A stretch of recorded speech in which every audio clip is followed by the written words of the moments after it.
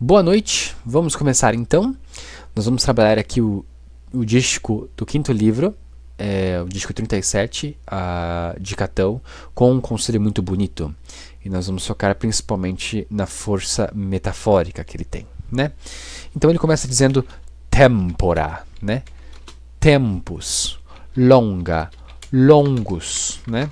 Os dois aqui podem estar no nominativo plural ou no acusativo plural, então sou levado a uni-los, né? Então, tempos longos.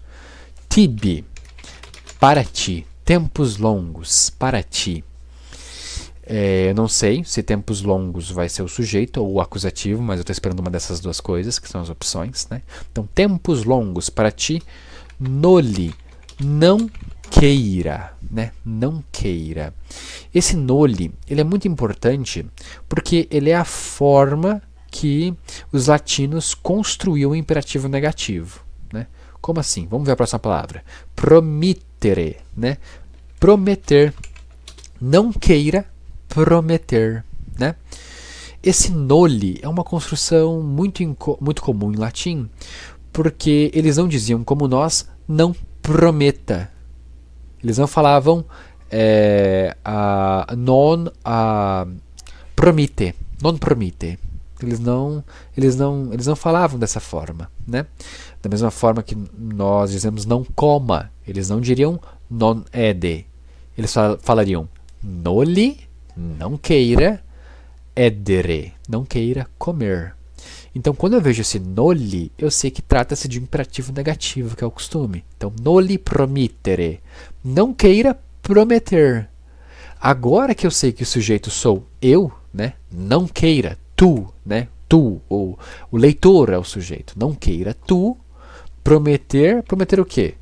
Tempos longos. Para ti, não queira prometer. Tempos longos, vite, né? Vite.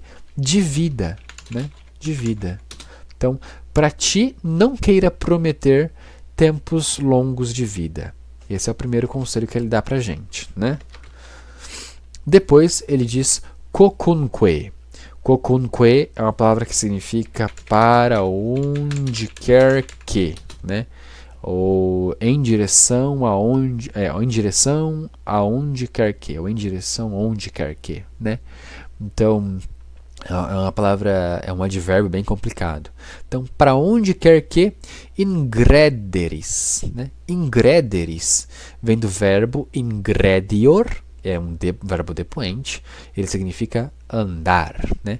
Ingrederis é o presente, significa para onde quer que tu andas, né? Ou seja, para onde quer que tu andas, onde quer que tu vás, né? Para onde quer que tu vás, sequitur, outro verbo depoente, segue, né? Ou seja, para onde quer que tu andas, segue. Segue o quê? Precisa de um nominativo.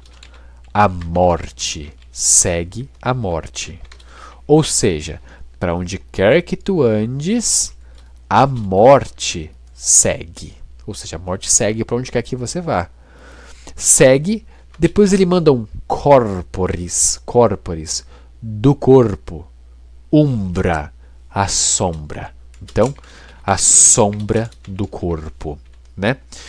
Como nós temos apenas um verbo aqui, que é sequitur, segue, a única opção que eu tenho é entender que umbra é um predicativo de mors, né?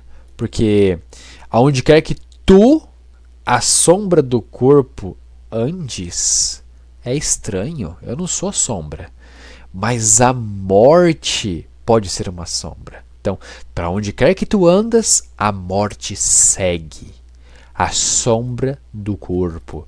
Então aqui é como se tivesse um subentendido. A morte é a sombra do corpo, né? E aqui, claramente, nós temos uma metáfora. Por quê? A morte é a sombra do corpo. Eu tenho a minha sombra aqui. É a morte está me acompanhando? É óbvio que isso não está em sentido literal.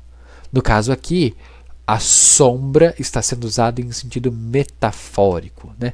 O que é o sentido metafórico? É quando eu pego uma palavra e amplio o significado dela. Eu uso ela num lugar que não é dela. Por exemplo, eu digo, Pedro é pedra. Ou o homem é áspero, né? Áspero, como uma parede. Ele é áspero, né? Áspero é uma coisa que se diz de tato, né? Então o homem pode ser áspero, a pele pode ser enrugada. Claro que a pele não pode ser enrugada a ponto de ser áspero. Então eu tenho uma metáfora. Eu estou usando a palavra, uma palavra, a sombra, fora do sentido normal dela. E o que a gente tem que fazer com a metáfora é comparar aquilo que a metáfora cria, né? Então, se eu digo morte é sombra, né? É como se eu estivesse ampliando o sentido de morte, né? Então, a morte é como sombra. A morte, ela é essa sombra. Então, em toda metáfora, a gente tem que ver o ponto de comparação, né? Então, qual é a comparação que existe nessa metáfora? No caso aqui, é óbvio que a metáfora ela tem similaridade e tem desigualdade. A primeira é: a morte não é um reflexo de luz. Isso é óbvio, né? Eu coloquei reflexo de luz, não é exatamente reflexo de luz, né? A gente poderia dizer assim: a morte não é ausência de luz. A morte, isso aqui, certamente, a morte não é uma ausência de luz. Então, esse é o primeiro ponto da metáfora, né? É essa comparação, essa diferença, né? Aqui nós focamos no que é desigual, né?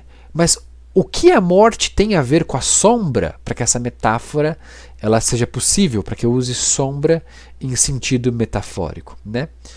A morte, né? O que? A sombra sempre nos segue, né? E a morte faz o mesmo, né? A morte faz o mesmo, né? Então esse é o ponto de similaridade, né? Além disso, a sombra, como a gente já viu, é uma ausência, né? É uma ausência. A morte também é uma ausência. Ela é uma ausência de quê? Ela é uma ausência de vida, né? E é bonito que a comparação aqui, então, quando ele compara morte com sombra, é como se ele comparasse luz com vida, né? Então a morte é essa privação da luz, é essa falta de luz. E a vida, então, né, você entende pelo contrário, é essa afirmação da luz, né?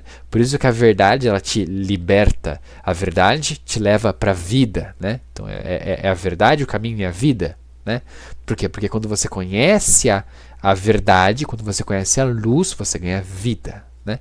Então, são esses os pontos de comparação entre morte e sombra, e é a partir dessas comparações que a gente pode conseguir esse verso bonito: para onde quer que tu andas, a morte segue.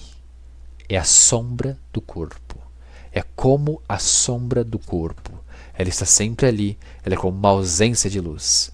Então, quando quer que você ache uma comparação, uma metáfora, você se pergunte quais os pontos de relação que ela tem com aquela palavra, qual é a relação entre morte e vida, qual é a igualdade e qual é a desigualdade. E assim você consegue entender a força da metáfora e consegue ver a potência de sentido que o autor consegue criar, né? Então, para onde quer que tu andas, a morte segue.